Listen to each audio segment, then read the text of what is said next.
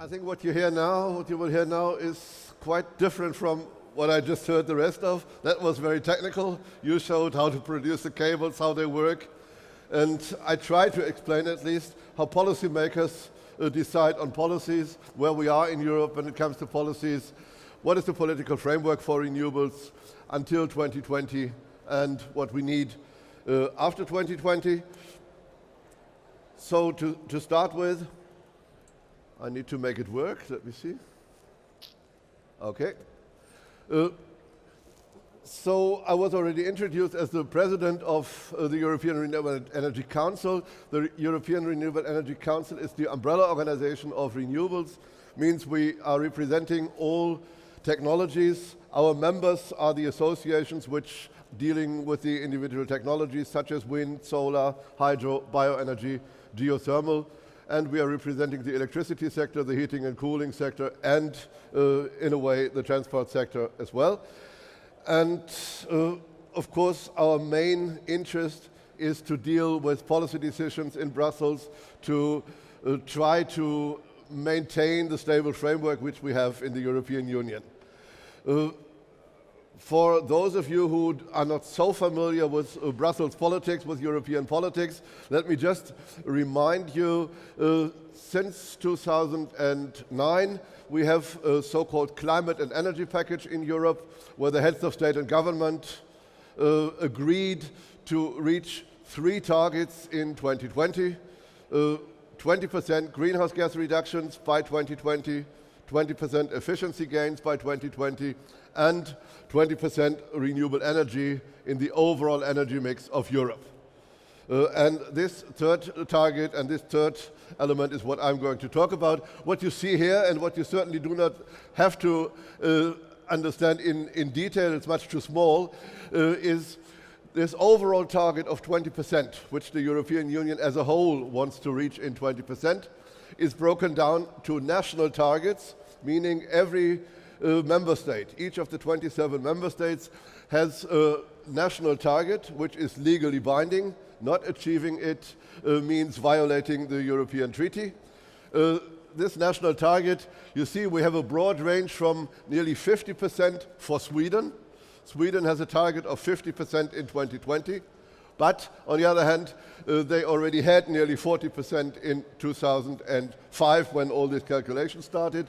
Germany has a target of 18%, and Germany had something like 12% at the baseline. These individual elements you don't have to understand in detail. They just mean when the Commission, the European Commission, calculated the targets. There were various elements. One was how good are the renewables resources in these countries, because there are countries with a lot of sun and with little sun. There are countries with a lot of wind and with little wind. Same with other sources. And the second element is the GDP. So there are richer countries and there are poorer countries.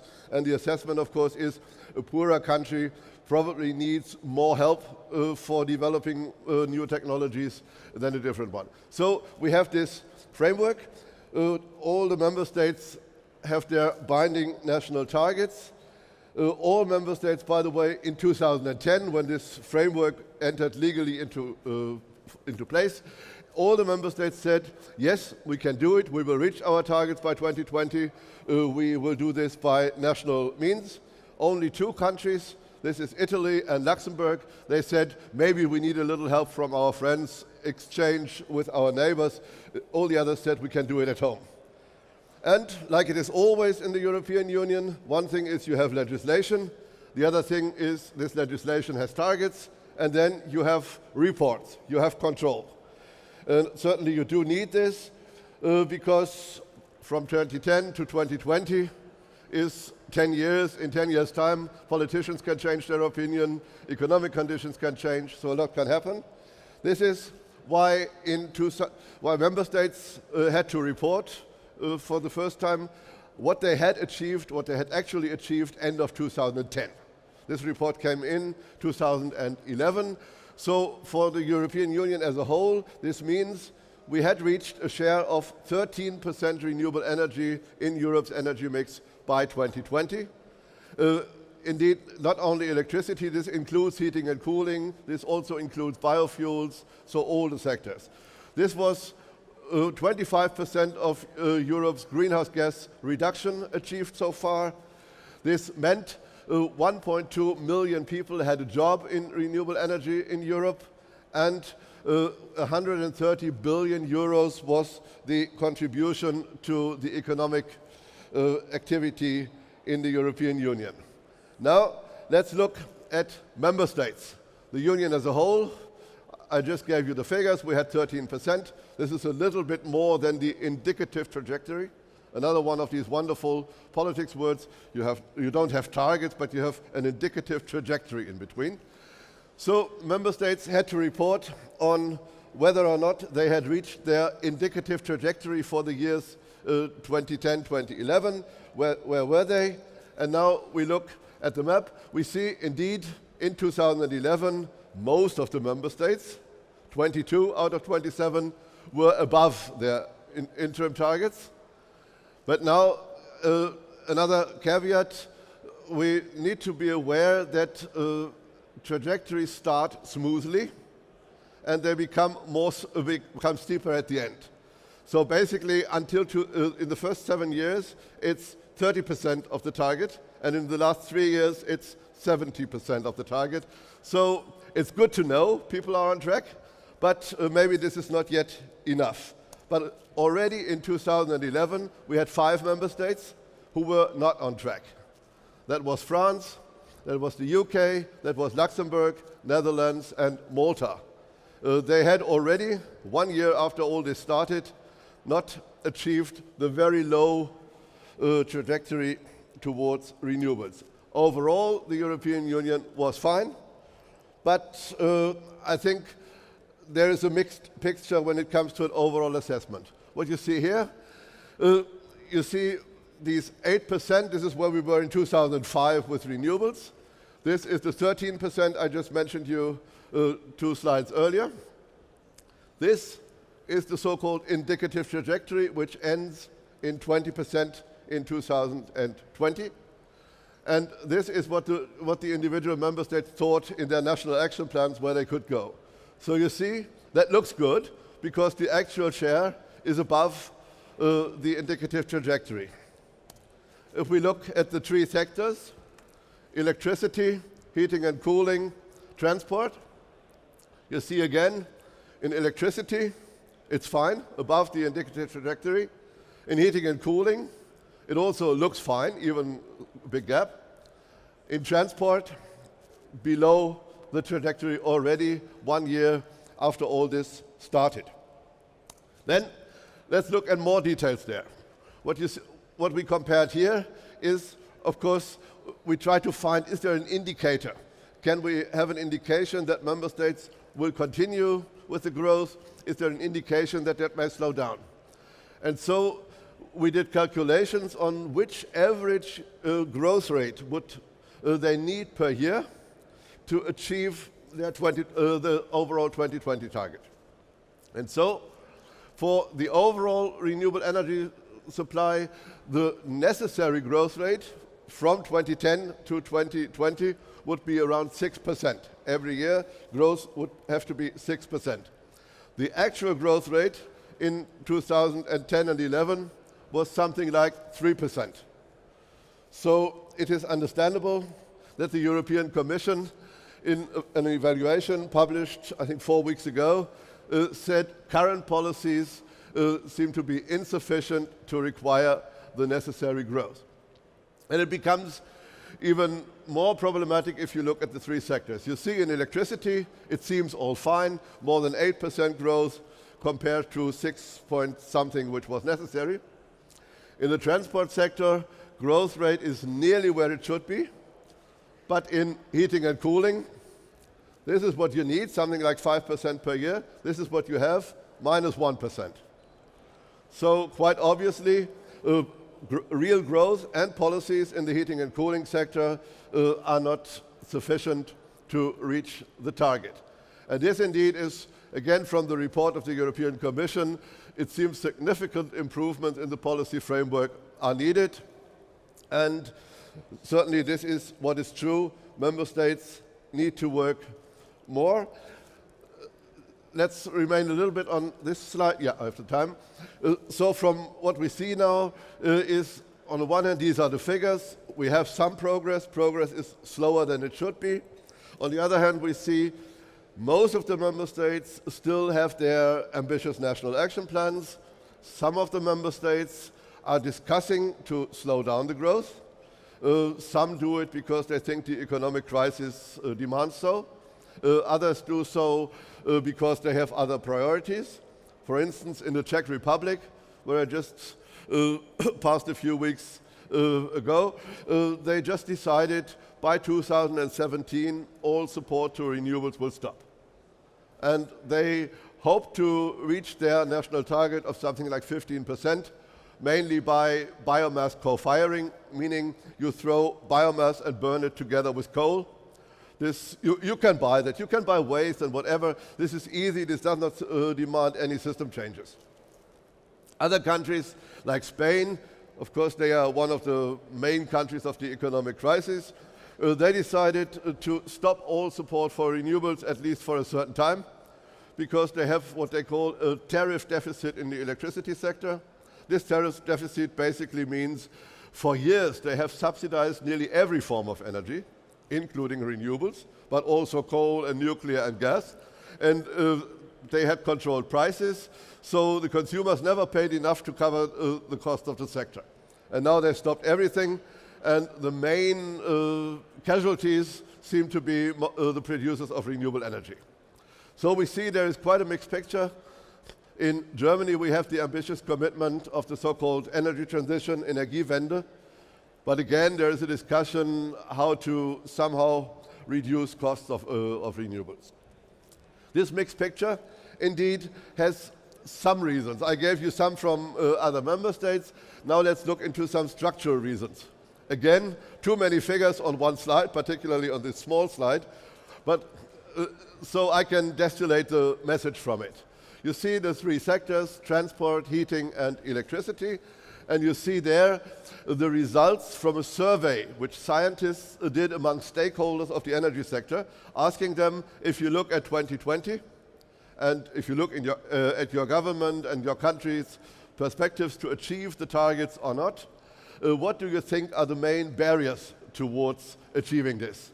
And then in all sectors, and this is the big red block here, a majority of stakeholders said the main barrier is a lack in strategy and in legislation. So they feel legislation and strategic objectives of their country are not sufficient to really be ambitious enough and reach their target. And the second most important one is support scheme deficits, meaning they found that the concrete design of the support schemes is not really able to trigger the necessary growth.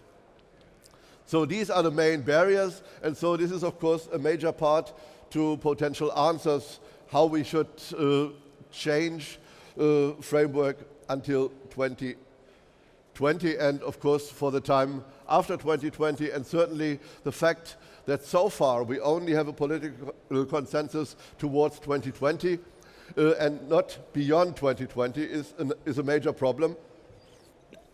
Because those governments, and I mentioned already Czech Republic, who believe that they want to go towards other energy priorities, as long as there is no consensus in the European Union that renewables will have to continue after 2020, will have to continue ambitiously, it's easy for individual governments to say, we do something completely different. So the lack of a midterm perspective certainly is an important problem. This is why 2 years ago, in May 2011, my association, the European Industry, launched, well, call it a campaign, call it a brochure, arguing that we need this follow-up legislation for the time after 2020, a post-2020 framework, and particularly we need a new target for 2030, because 2050 is fine. 2050 is in the future. Everybody can dream of 100% or 90% or whatever renewable energy, but 2050, everybody can say, I like it, but for 2030, you definitely need to implement some policies which bring you forward, which take you forward to this decision. And this is why in 2011, we did our calculations based on actual growth rates at that time, based on the fact that in the last 2 decades at least, we always had something like a doubling of renewables per decade. So we said, assuming the 20% will be reached or slightly overachieved, another doubling would be 45% in 2030. This is what we suggested. Meanwhile, we have the European Commission with a so-called Energy Roadmap 2050, which they produced end of 2011, where they also calculated milestones for the decades until 2011. And there the European Commission finds that maybe 30% is something where we might be in 2030 with renewables. So you see, there still is a gap in the level of ambition. Renewable energy stakeholders believe that 45% would be feasible. By the way, if you just extend the growth rates, which would be needed to reach the 2020 target, we would easily reach something like 41, 32% already. So 45% from that perspective would not be too ambitious. From the perspective which I just showed you, that growth is slower than it should be, certainly the discussion looks a little bit different. So still, I insist, we need a stable framework for the time beyond 2020. We need the next milestone in 2030, and we need it quite soon. This is why just last month we published a new brochure just on this question: do we need a new framework and what will be the benefits? And indeed, it's not only that industry people in the renewable sector want to earn money. Certainly, every industry company wants to earn money, but the other point is, of course, there are some real benefits for the economy and for the consumers. And I will show you a few now in my next slides. First one, of course, and everybody who has ever had to take an investment decision will know, investors need clear signals, at least for the period of their investment. And in the energy sector, firstly, you have long lead times for decisions, particularly for bigger investments. So 2020, maybe it's not even tomorrow now, it's already yesterday, because most of the investment decisions for 2020 must have been taken, most of the large-scale decisions. So having a new target, a binding target for 2030, would certainly increase long-term predictability of the policy framework and therefore give certainty to market actors. And this would also decrease costs. So all of you who have ever tried to get a loan from a bank know, if the bank knows for sure they get the money back, the interest rates are low. If the banks are not so sure whether they get it back or whether they see some other risks involved, interest rates are high. So policy certainty will decrease the costs, and this immediately will transpose to the prices for consumers. And by the way, as I already said, this will also help achieving the 2020 targets.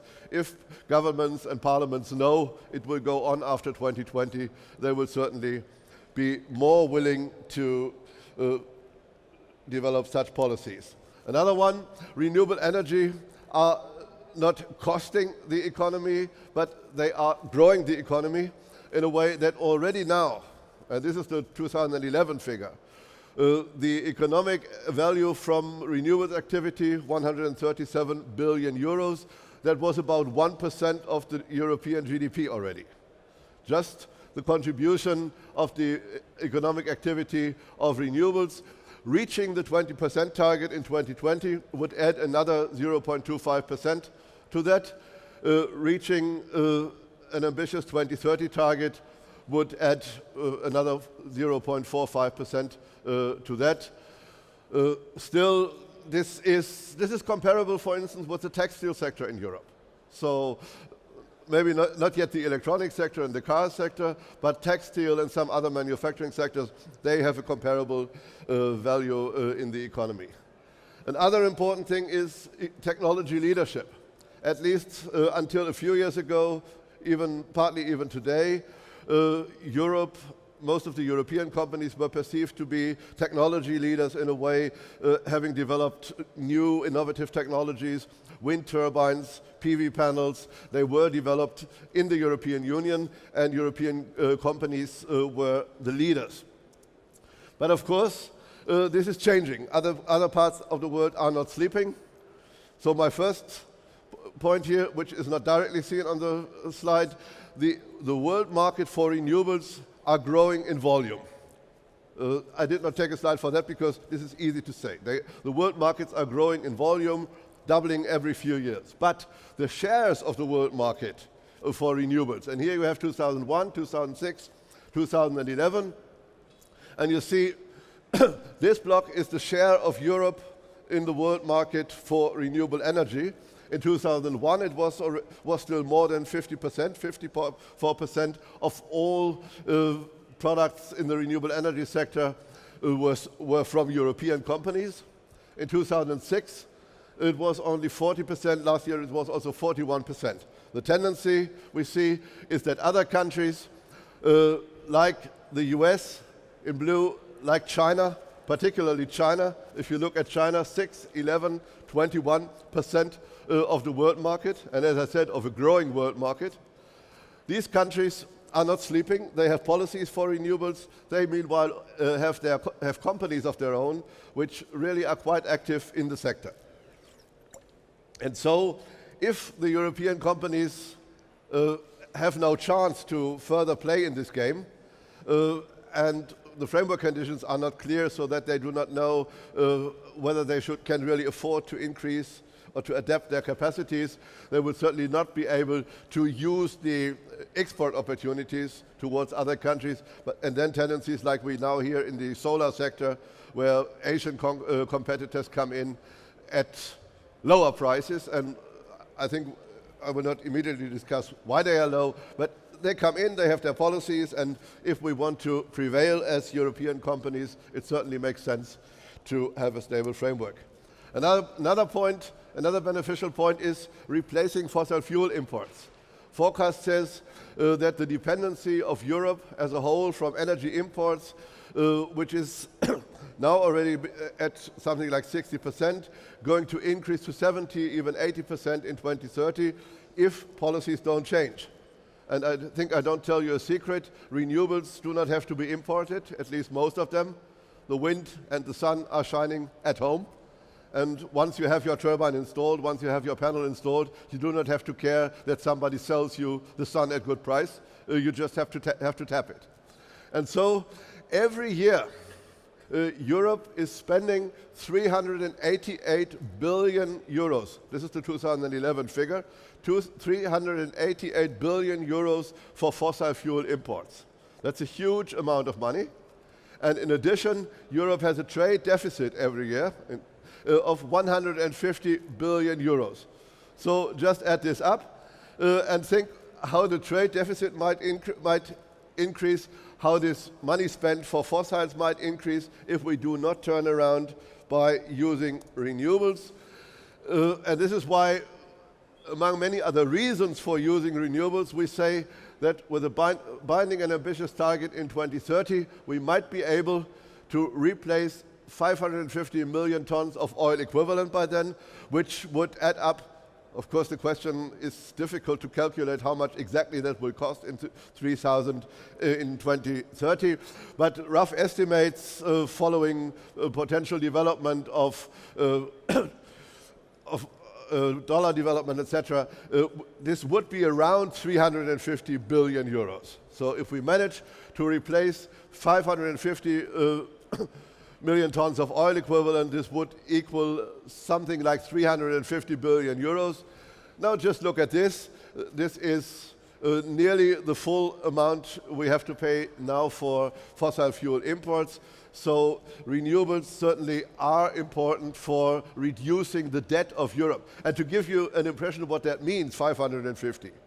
This is the total joint consumption of the countries Belgium, Germany, Latvia, Poland, UK and Spain together today. So much we could replace by renewables, assuming that we have something like 40-45% in the European Union. Another aspect, renewables are creating jobs. In 2010, we had 1.2 million people working in renewable sector. You heard that already. Reaching the 2020 target would add up to something like 2.7 million jobs in the European Union, and reaching a 2030 target would take us to something like 4.4 million jobs in the European Union. Again, very positive for economic development. Eventually, of course, there is a debate. From the UK, we hear they are just trying somehow to set up new nuclear by forging some kind of policy plans, 35 years guaranteed price of 14 euro cents, cheap nuclear. No renewables person would ever ask for 35 years guaranteed price. No support scheme beyond 15 or 20 years, just to mention that. And so there is this so-called shale gas revolution. Whenever you ask some energy industrialist from the US or some economist from the International Energy Agency, you hear about the shale gas revolution. Energy prices, gas prices particularly in the US, are much lower than here. So we should also go for that. What I will not do, because I have only 5 minutes left, I will not go into detail for all the studies which meanwhile have been produced, how much the real cost of fossil energy would be if all externalities were included. But for shale gas, just one idea. In the US, they have vast areas with nearly no population. Still, that was in May this year. I was in Denver where we had a renewables conference, but just in the same hall there was the shale gas and fracking conference. And outside there were these people with their panels standing and said, don't destroy our environment. So, of course, we were the good guys, we were for renewables, but the others, they had hard times to explain why you drill holes, and many holes, and maybe you have to drill every 2 and 3 years again, to bring this down, introducing chemicals into the ground. We'll see what happens in the US. I'm quite sure that in Europe, even those countries which now try to introduce shale gas, once they really start calculating, they will find that not only the policy costs, if people get furious, but even the pure economic costs will be too high, so I don't see that. But the one thing is economic reality, the other thing is policy reality, and this is why here I'm quoting an opinion poll by an organ called Eurobarometer. They collect figures, they ask people what they think about policies. So they did a poll in early this year, 3rd of June, and they asked the people, if you personally had to decide for energy priorities for the next 30 years, this is how this square figure of 43 comes up there. So if you, as a person, had to decide what should be the energy priorities which your government, your parliament, energy of industrialists, what should they take up? And they asked in all 27 EU member states, and you see the really overwhelming answer was 70% of the people said the priority should be renewable energies of all forms, of various forms. And by the way, this is not only something which is the European average, meaning 80 million crazy Germans were stronger than 2.2 Latvians, but we really, and they really evaluated this. In every single member state of the European Union, we have majorities saying the priority should be renewables. The majorities are clearer in Germany, they are even 80, 85% than in other countries, but in all countries you have clear majorities saying we want renewables to be the energy priority for 30 years. And also interesting, these so-called unconventional options like shale gas, like CCS, other unconventional options, less than 10% of the Europeans said this should be a priority for the next few years. And even nuclear energy is only 18% over Europe who think that should be a priority. To sum up, of course, what the people think is one thing, because this can be transposed into concrete politics only every 4 or 5 years. when you have elections, or if you have plebiscite decisions on the question of energy. Just a few years ago, they had one in Italy, for instance, and they decided to definitely not use nuclear again. In other countries, they may also decide to have plebiscites on the question of what energy mix will be.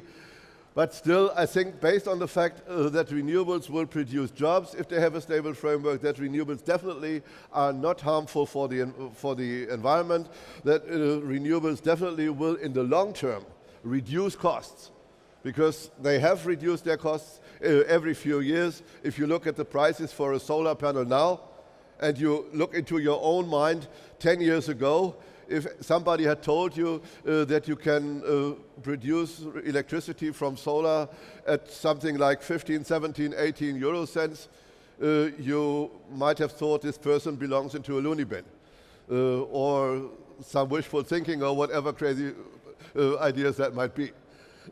And so I'm quite optimistic that if we manage to keep up, let me say, rational discussion, and policymakers do what they have decided. They have decided that early next year, in March 2013, the European heads of state and government want to agree on a 2030 framework, as they call it, so at least on the question what kind of new targets they want to have. And certainly, I say we do need binding targets for renewables. If that happens, I'm quite optimistic that in the long term, we have a stable, energy, environmentally friendly and affordable energy supply. And if you want to continue discussing this, we have a policy conference end of November in Brussels. You are invited to register, and there not only to discuss with me, but with several more or less important people from the Commission, from Parliament, and from national governments. With that, I thank you.